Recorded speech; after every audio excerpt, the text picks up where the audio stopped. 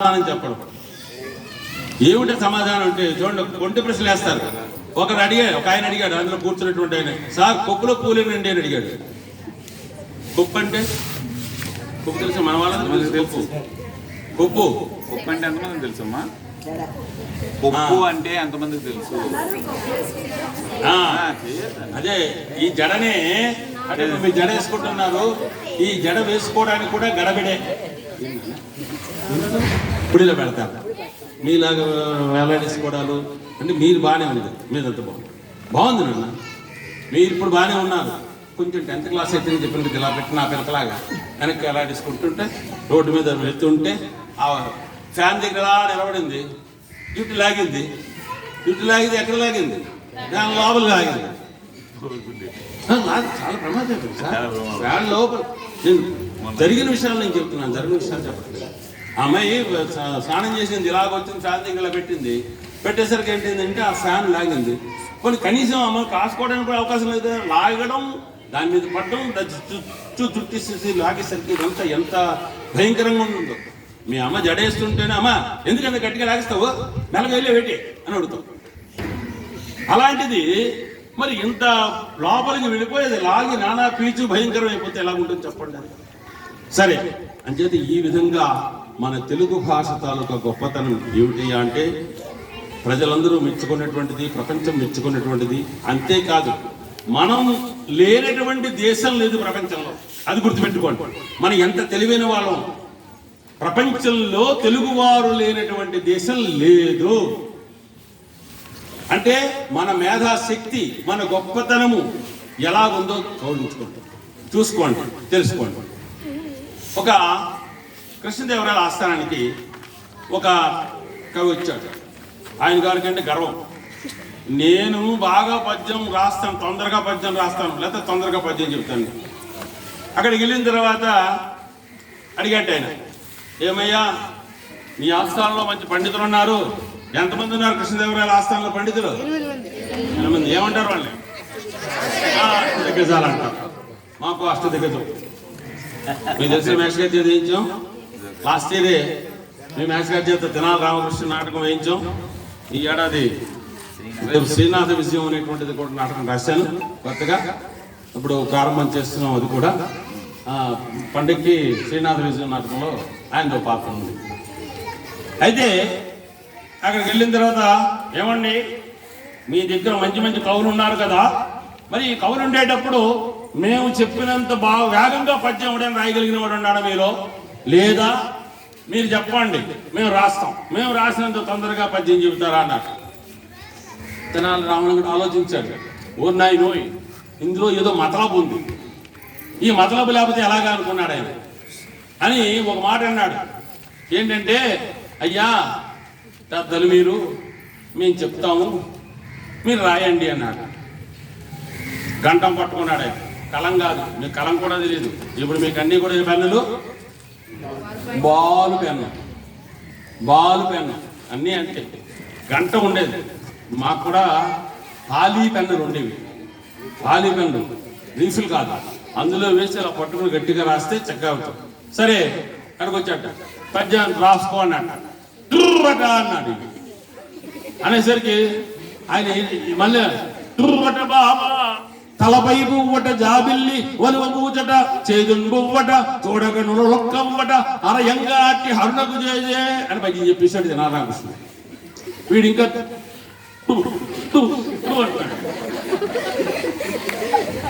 ఏమైపోయింది? పోనీ పద్యంలో భావం లేదా? ఎంత అద్భుతమైనది! అరయంగా అట్టి హరుణకు చేజే. హరుడు అంటే ఈశ్వరుడు, ఈశ్వరుడికి నమస్కారం. ఈశ్వరుడు తాలూకు బాబా అంటే వాహనం. ఈశ్వరుడు వాహనం ఏంటండి? ఎద్దు నెక్కినవాడు లింగడు, పొల్లి గెద్ద నెక్కినవాడు రంగడు, అంతే కదా. విష్ణుమూర్తి బొల్లి గెద్ద ఎక్కాడు, ఈయన వచ్చి ఇది ఎక్కాడు. సరే, బాబా అంటే వాహనం. ఆ వాహనం ఏంటి? నంది. నందిని ఎలా కొడతారు? అంటారా? అది ఉపయోగించాడు తెలివితేట. అంటే వీడిని ఎలాగా వాల్తా కొట్టించాలి. టూవట బాబా, తలపై పువ్వట జాబిల్లి.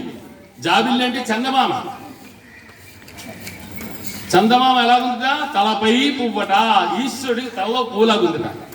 వలువ బూచట, ఈశ్వరుడు కట్టుకునేటువంటి వస్త్రం ఏమిటండి? వలువ అంటే వస్త్రం. ఏం కట్టుకుంటాడు ఈశ్వరుడు? పులి చర్మం కదా. పులి బూచేనా కాదా? పులిని చూస్తే భయపడతాం లేదా? బూచిని చూస్తే కూడా భయపడతాం కదా. ఆ బూచి ఎలా వచ్చిందో దీని తర్వాత చెప్తారు. అయితే వలువ బూచట, చేదు బువ్వట. ఆయన ఆహారం బువ్వ.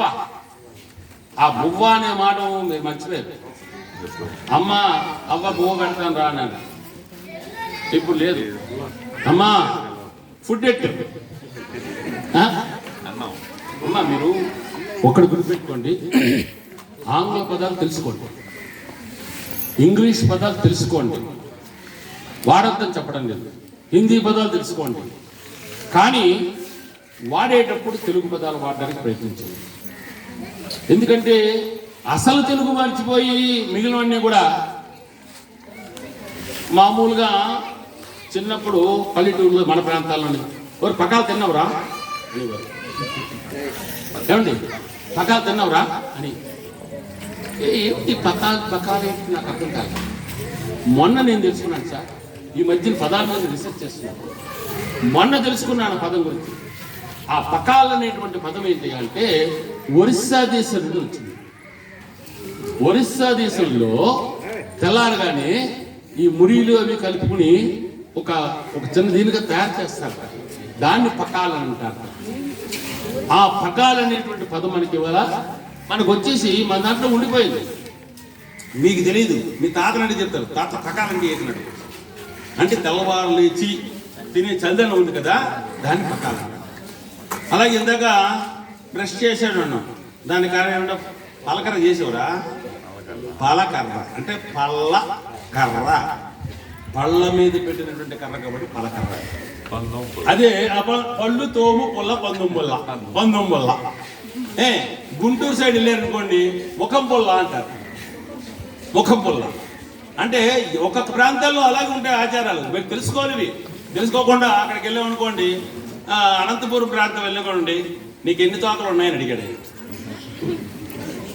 చూసాం ఒకసారి ఇలా చుట్టుపక్కల చూసాం, నా తోకలే ఉంటారు అంటే అర్థం ఏంటంటే వాళ్ళు ఏమంటారంటే మన దగ్గర ఆవులు తర్వాత గేదెలు ఉంటాయి కదా, ఆ పశువులు మీకు ఎన్ని ఉన్నాయి అని అంట. ఎన్ని తోకలు ఉన్నాయండి మనం చూద్దాం. మన ప్రాంతంలో వాటిని ఏమంటారు తెలిసిన? సొమ్ములు అంటాం. ఇప్పుడు మార్చేశారు పదం. ఆవులు, గేదెలు, సొమ్ములు, బక్కలు.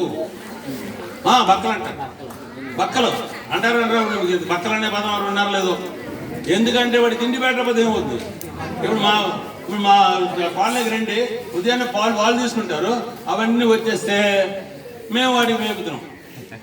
ఎలాగా ఉదయం పూట కూర చేస్తాం కదా, ఈ కూర దాని మీద తీసినట్టు ఆకులు లేకపోతే తొక్కలు ఏవైతే శుభ్రంగా అక్కడ పెడుతుంటే అవన్నీ వస్తే శుభ్రంగా తింటున్నాయి. ఇప్పుడు మంచిదే గోవుకి పెట్టుకుంటున్నాం. ఎంత విశేషమైనటువంటి కుక్క కంటే కూడా విశ్వాసమైనటువంటి సార్ అది. ఒక సన్నివేశం చెప్తాను.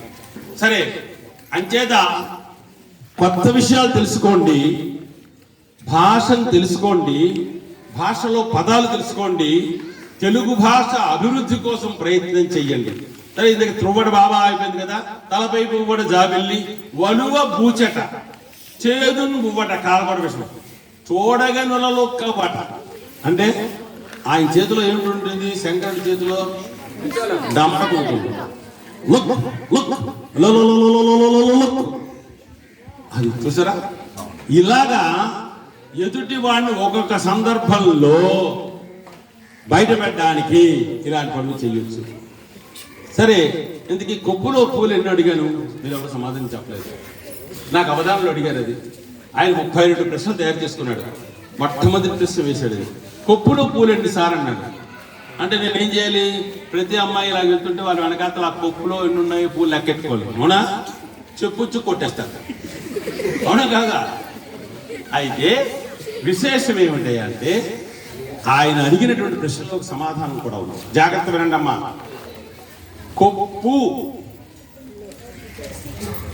కొప్పు అనేటప్పుడు పకార ఉకారములు ఎన్నున్నాయి, పూలు ఎన్నున్నాయి? ఎన్నున్నాయి? ఒకటే ఉంది.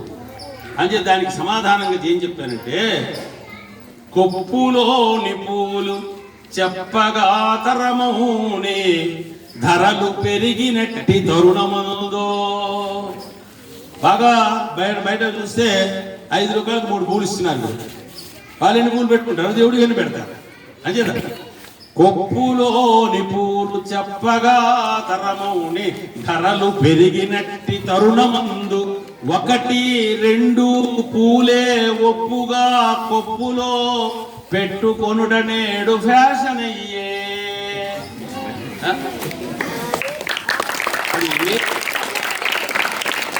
అవధానం అనే ప్రక్రియ చేస్తూ, అవధానం అంటే చెప్తానమ్మా, 8 మంది కూర్చుంటారు.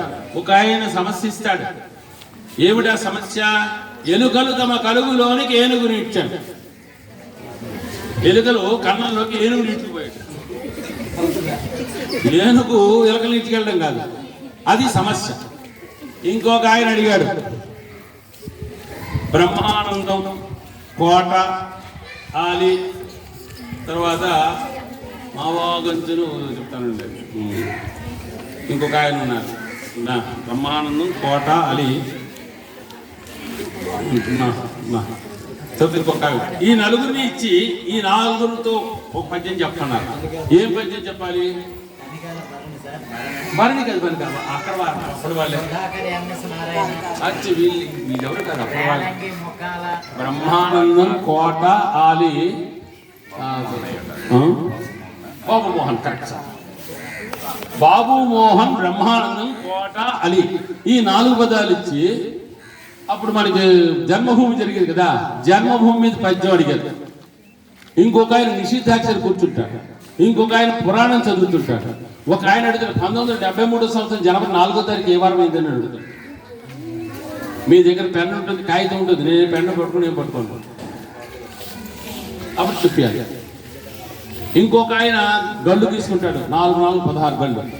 ఏదో కూర్చున్నప్పుడు చెబుతాడు 244 రావాలండి అని. ఆ తర్వాత మధ్యలో సార్ 3వ గడ ఎంత తీసుకోమంటారండి, 12వ గడ ఎంత తీసుకోమంటారండి అని అడుగుతుంటారు. హస్తావధానంలో అవి మొట్టమొదటి పద్యం ఇక్కడ చెప్పాలి. ఎలుకలు తమ కలుగులోనికి ఏనుగు నీడ్చాను కదా, దానికి మొదటి పాదం చెప్తాను. ఇళ్లలో 2 రాజులు, అది మొదటి పాదం. అయిపోయిన తర్వాత 2వ ఆయన, బాబు మోహనమైన పచ్చదనమే వ్యాపించి నేడెల్లడం, ఓ పాదం. ఇంకొక నిషేధం చెప్తాడు, చెప్పాను కదా, పురాణం చెప్తాడు. ఇలా వాళ్ళందరికీ సమాధానం చెప్పి మళ్ళా ఇక్కడికి రావాలి. ఇక్కడికి వచ్చినప్పుడు మళ్ళా 2వ పాదం చెప్పాలి. ఇందాక ఏం చెప్పాను? ఇళ్ళలో 2 రాజులు, మలయు చుచ్చద రంగమాడ, మలయు చుచ్చద రంగమాడ మాపటి వేలన్, అది 2వ పాదం. చదరకం తెలుసా మీకు ఎవరికైనా? చెస్ చదరంగం. మీ అందరికి చెస్ చదరంగం, చదరంగం, చెస్. ఎన్నిబడి ఉన్నారు? సంతోషం. బుర్ర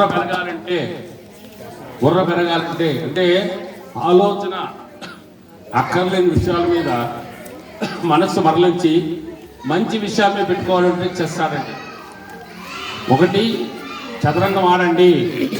2 మీకు సంబంధించినటువంటి చిన్న పుస్తకాలు ఉన్నాయి, వాటికి సంబంధించినటువంటి కథలు చదవండి. సరే, మీరు సెల్లో వచ్చినా పర్వాలేదు, చదవడం వస్తే మొదట మీ భాషలో మీరు చదవడము రాయడము నేర్చుకుంటే తదుపరి ఈజీగా వచ్చేస్తుంది. మిగిలిన ఏ భాష అయినా ఈజీగా చూపిస్తారు. అది గుర్తుపెట్టుకోవాలి. మొట్టమొదటి మీ భాష మీకు రావాలి. మీ భాష ఏది? నాకు ఉందా? మళ్ళా తెలుగు మర్చిపోదు. ఒక ఈగ ఇళ్ళకు పేరు మర్చిపోయింది.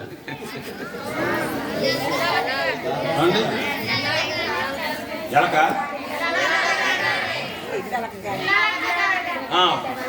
ఇల్లు అలకగానే చెప్పాలి. ఇల్లు అలకగానే పండుగ కాదు, అది సామెత. తొమ్మిదవ తరగతికి ఇల్లు అలకగానే ఒక పాఠం ఉంది. అందులో ఆ కుటుంబ స్త్రీ తన పేరుని మరిచిపోతుంది. వెళ్ళాలి, దానికోసం ప్రయత్నం చేసి అంటే చెప్పాను కదా, మేము చిన్నప్పుడు చదువుకున్నటువంటి కథని మీకు ఆ కథగా చెప్పిస్తాను. మీరు ఒక ఈగ ఇల్లు అలుగుతూ తన పేరు మర్చిపోయింది. అది తెలుగు ఈగ, అది గుర్తుపెట్టుకో, తెలుగు ఈగ కాబట్టి. సరే, అప్పుడు ఏం చేసిందంటే అది ఒక పెద్ద ఆవిడ, ఊర్లో చాలా పెద్ద ఆవిడ ఉంటుంది, ఆవిడ పేరు పేదరాశి పెద్దమ్మ అంటారు. ఆ పేదరాశి పెద్దమ్మ దగ్గరికి వెళ్ళింది. వెళ్ళి, అమ్మ పేదరాశి పెద్దమ్మ నా పేరేమిటి అని అడిగింది. అమ్మ నాకు తెలీదు, నా కొడుకుని అడుగు అన్నాను. అయితే ఇక్కడ మళ్ళా ఎలా చెప్పాలంటే, మీరు ఎక్కడ లింక్ వదిలేయకూడదు. లింక్ వదిలేస్తే ఇవాళ విజయనగరంలో పట్టాలు తప్పిన ట్రైన్ అయిపోతుంది. ఇవాళ పట్టాలు తప్పిన ట్రైన్ తెలుసా? మన సంతకాల వంతెన దగ్గర ట్రైన్ పట్టాలు తప్పింది, అలాగే అయిపోతుంది. పేదరాశి పెద్దమ్మ కొడుక నా పేరేంటి అంటే ఆయన అన్నాడు, నాకు తెలీదు, నా చేతిలో గొడ్డలు ఉంది, అక్కడ ఆ గొడ్డలు అడిగాను. పేదరాశి పెద్దమ్మ కొడుకు చేతిలో గొడ్డలో నా పేరేంటి అన్నాడు. అబ్బాయి నాకు తెలీదు, అక్కడ చెట్టు ఉంది, నేను నరుకుతుంటాను చెట్టుని, ఆ చెట్టుని అడిగాను. మళ్ళీ వచ్చాడు, పేదరాశి పెద్దమ్మ కొడుకు చేతిలో గొడ్డలు నరికే చెట్టు నా పేరేమిటి? ఆ చెట్టు ఏముందంటే, నాకు తెలియదు అయ్యా, నా నీడలోని ఒక గుర్రం ఉంది, ఆ గుర్రాన్ని అడుగున్నా. మళ్ళా పేదరాశి పెద్దమ్మ కొడుకు చేతిలో గొడ్డలు నరికి చెట్టు కింద ఉన్న గుర్రమా నా పేరు ఏంటి అన్నారు. అంటే నాకు తెలీదు, నా కడుపులో పిల్ల ఉంది, దాన్ని అడుగన్నారు. సరే, మన ఇదంతా మీరు చెప్పేస్తారు. ఆ గుర్రం కడుపులో ఉన్న పిల్ల నా పేరేమిటి అంటే అది చెప్పేది ఏక కాదా నీ పేరు అంది. అంటే ఇక్కడ బతికున్న వాళ్ళు ఎవరికి తెలీదా? ఇంకా పట్టబోయేదు, దాని కడుపులో ఉంది, దానికి తెలిసిందా అంటే మన తెలుగు వాళ్ళు అలవాటు ఉన్నాడు. వాచి చేతి పెట్టుకుని టైం ఎంత అయిందండి మేడం గారు అని అడుగుతాం. వాచి చేతికి ఉంది, ఏ రాని కళ్ళు కనబడేట్రా, వాచి చేతికి ఉంది, చూడలేవేట్రా? లేదండి పడుకుందేమో చూస్తున్నానండి. అలాగా మన పేరు మనం మర్చిపోతున్నట్టుగా మన భాషను మనం మర్చిపోతున్నాం. ఇది మన కోసం చెప్పిన కథ. మాకు 1వ తరగతి నుండి 5వ తరగతి వరకు అద్భుతమైన కథలు ఉండేవి, చక్కని పాటలు ఉండేవి. ఇప్పుడు మీలో ఎవరికైనా చందమామరావే జాబిలిరావే తెలుసా? వచ్చా? పోనీ సంతోషం, ఇంకా మీరు ఈ పల్లెటూరులో ఉన్నారు కాబట్టి. ఏమండి, ఇంకొక పాట చెబుతాను, అద్భుతమైన పాట. ఇక్కడ వీళ్ళు కూడా ఎవరు కలిగి ఉంటారు కదా. కలవారి కోడలు కలికి కామాక్షి, నాగేశ్వర సినిమాకి కాదు. కలవారి కోడలు కలికి కామాక్షి, కడుగుచున్నది పప్పు కడవలో పోసి, అప్పుడే వచ్చెను ఆమె పెద్దన్న, కాళ్ళకు నీరిచ్చి కన్నీరు నింపే, ఎందుకు కన్నీరు ఏమి కష్టాలు, తుడుచుకో చెల్లెలా ముడుచుకో కురులు, ఎత్తుకో బిడ్డను ఎక్కువ అందలము. ఒక అన్నగారు వచ్చారట.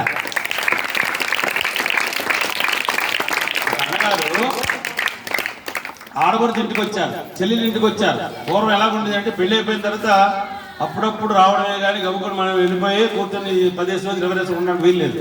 అంచేదా కలవారి కోడలు, బాగా డబ్బు ఉన్నటువంటి వారి ఇంటికి రావడం కాబట్టి, కలవారి కోడలు కలికి కామాక్షి, కడుగుచున్నది పప్పు. ఆవిడ అంత డబ్బు ఉన్నటువంటిది కూడా కడుగుచున్నది పప్పు కడవలో పోసి.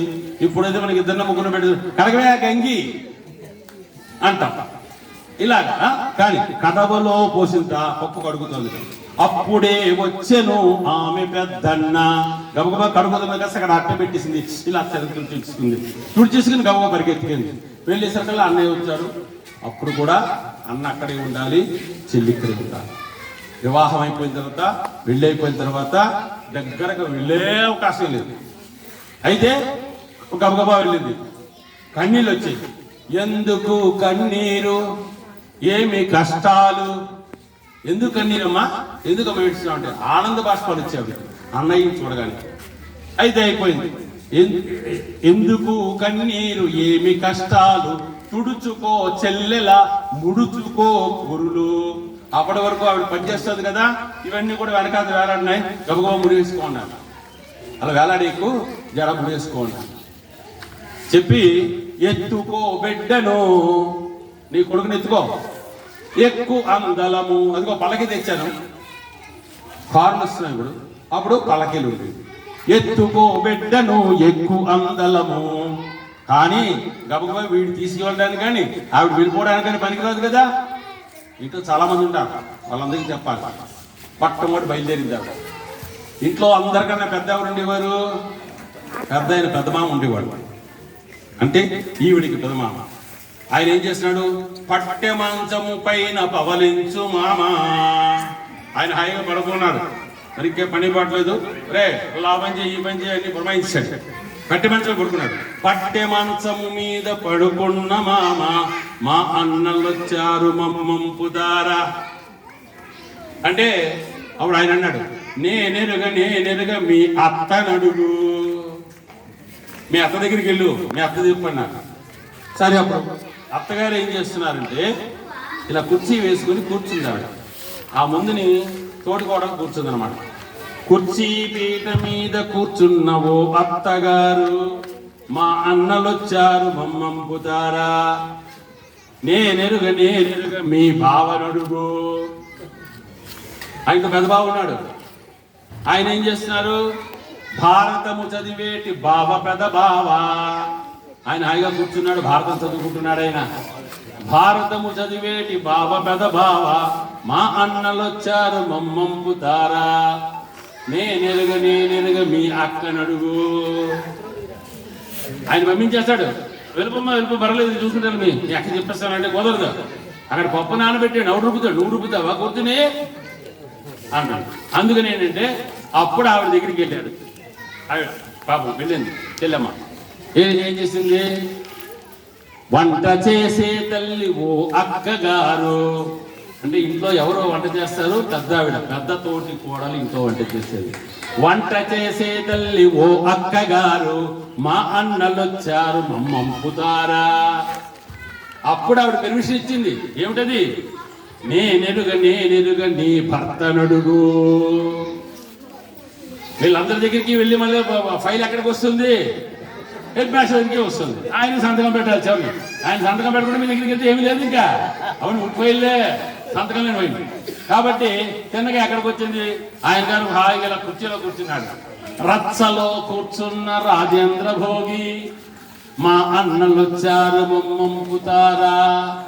రచ్చలో కూర్చున్నాడు హాయిగా రాజేంద్ర భోగి లాగా కూర్చుంటే అప్పుడు అక్కడికి వెళ్ళి అడిగితే ఆయన అన్నాడు, పెట్టుకో సొమ్ములు, కట్టుకో చీరలు. పూర్వం ఇప్పుడైతే మనం బ్యాంకులో పెట్టేస్తున్నాం. మన దగ్గర బంగారం కొన్నదంతా బ్యాంకులోనే ఉంటుంది. ఈ మధ్య బంగారం కూడా బ్యాంకులు కూడా దివాళీ తీసేస్తున్నాయి.